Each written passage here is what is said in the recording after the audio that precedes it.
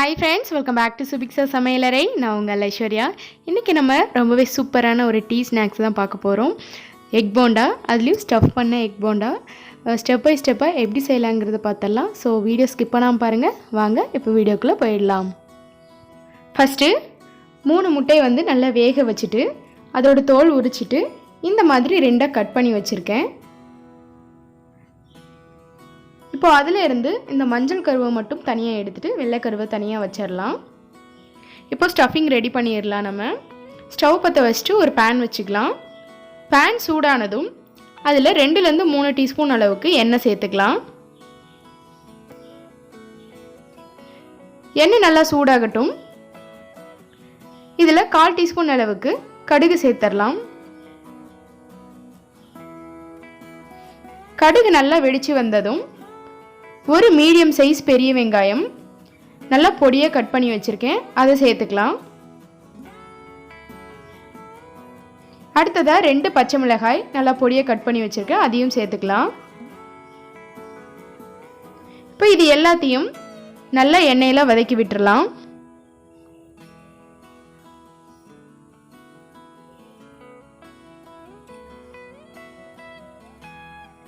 வெங்காயம் சீக்கிரமாக வதங்கிறதுக்காக இதில் ஒரு 1/4 டீஸ்பூன் அளவுக்கு மட்டும் உப்பு சேர்த்துக்கலாம். சால்ட் சேர்த்துருக்கேன். இப்போ வெங்காயம் சீக்கிரமாக வதங்கி வந்துடும். ஒரு தடவை நல்லா மிக்ஸ் பண்ணி விட்டுறலாம்.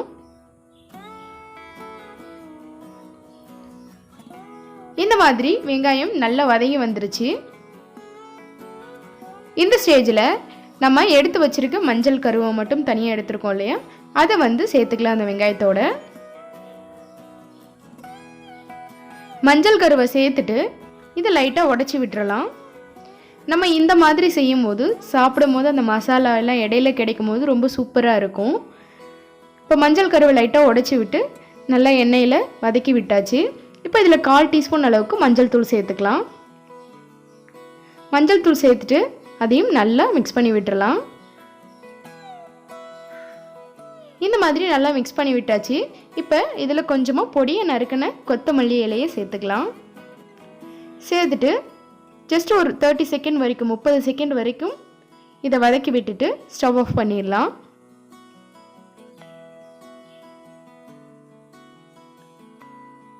இப்போ நல்லா இதை மிக்ஸ் பண்ணி விட்டாச்சு. நம்ம ஸ்டவ் ஆஃப் பண்ணிடலாம். ரொம்பவே சூப்பராக கலர்ஃபுல்லாக நம்ம ஸ்டஃபிங் ரெடி ஆகிடுச்சு. இப்போ நம்ம எடுத்து வச்சுருக்க முட்டையில் நம்ம ரெடி பண்ணி வச்சுருக்க ஸ்டஃபிங்கை சேர்த்துடலாம். இந்த மாதிரி ஒரு ஸ்பூன் வச்சு எடுத்து நல்லா இதில் அப்ளை பண்ணிடலாம். நான் வந்து ஒரு 1/2 முட்டை மட்டும்தான் ஒவ்வொரு போண்டாவாக சேர்க்க போகிறேன். நீங்கள் முழுசாக செய்கிறதுனா 2த்தையும் சேர்த்து வச்சு கூட போடலாம். இந்த மாதிரி நல்லா ஸ்டஃப் பண்ணியாச்சு. இப்போ எடுத்து வச்சுருக்க எல்லா முட்டைக்கும் இதே மாதிரி ஸ்டஃபிங் பண்ணிடலாம்.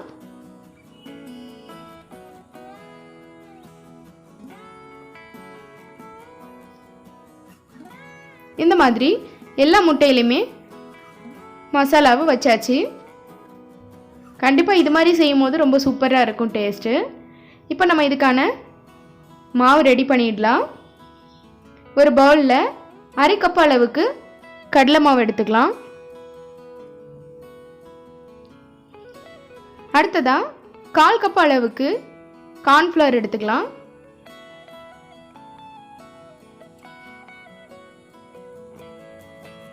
அடுத்ததாக ஒரு 3லேருந்து 4 டீஸ்பூன் அளவுக்கு அரிசி மாவு எடுத்துக்கலாம். அரிசி மாவு சேர்க்கும் போது கொஞ்சம் கிறிஸ்பினஸ் கிடைக்கும், நல்லாயிருக்கும். அடுத்ததாக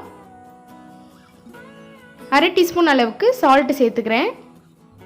நம்ம ஆல்ரெடி மசாலா ரெடி பண்ணப்போ சால்ட்டு சேர்த்துருந்தோம், அதனால் உங்கள் தேவைக்கேற்ப இப்போ பார்த்துட்டு உப்பு சேர்த்துக்கோங்க. அடுத்ததாக 1/4 டீஸ்பூன் அளவுக்கு ஜீரகத்தூள் சேர்த்துக்கலாம். ஜீரகத்தூளுக்கு வந்து லைட்டாக ஜீரகத்தை வறுத்துட்டு நல்லா மிக்சியில் போட்டு பொடி பண்ணிடுங்க. சூப்பராக நம்மளுக்கு வந்து ஜீரகத்தூள் ரெடி ஆயிரும். அடுத்ததாக வந்து மிளகுத்தூள் பெப்பர் பவுடர் வந்து 1/4 டீஸ்பூன் அளவுக்கு சேர்த்துக்கலாம். இந்த ஜீரகத்தூளும் பெப்பர் பவுடர் சேர்க்கும் போது நல்லா சூப்பராக இருக்கும் ஃப்ளேவர். அடுத்ததாக காரத்துக்கு தேவையான அளவு மிளகாய்த்தூள் சேர்த்துக்கலாம். நான் 1/2 டீஸ்பூன் அளவுக்கு மிளகாய்த்தூள் சேர்த்துருக்கேன். இப்போ இது எல்லாத்தையும் சேர்த்துட்டு நல்லா ஒரு தடவை மிக்ஸ் பண்ணி விட்டுறலாம்.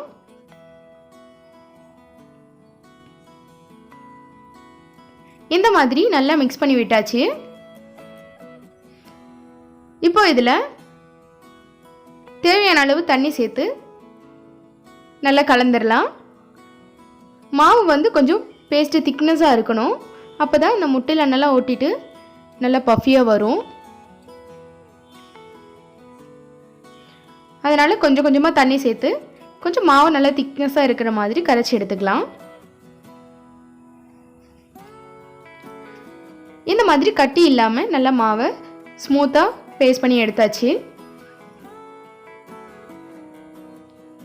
இப்போ நம்மளுக்கு மாவு ரெடி ஆகிடுச்சு, ஸ்டஃபிங்கும் ரெடி பண்ணி வச்சாச்சு. அடுத்ததாக ஒரு கடாய் ஸ்டவ்வில் வச்சுக்கலாம். அது சூடானதும் நம்ம போண்டா செய்யறதுக்கு தேவையான அளவு எண்ணெய் சேர்த்துக்கலாம். நான் 1/2 லிட்டர் வரைக்கும் எண்ணெய் சேர்த்துருக்கேன்.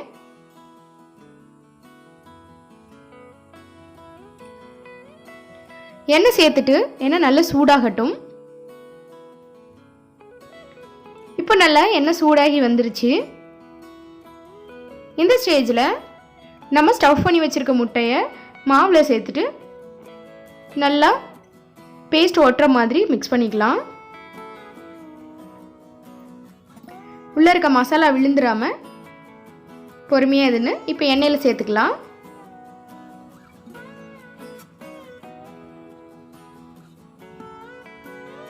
இந்த மாதிரி 2 முட்டைகளை வந்து நான் எண்ணெயில் சேர்த்துக்கிட்டேன். உடனே திருப்பிடாமல் கொஞ்ச நேரம் விட்டு திருப்பி விட்டுறலாம்.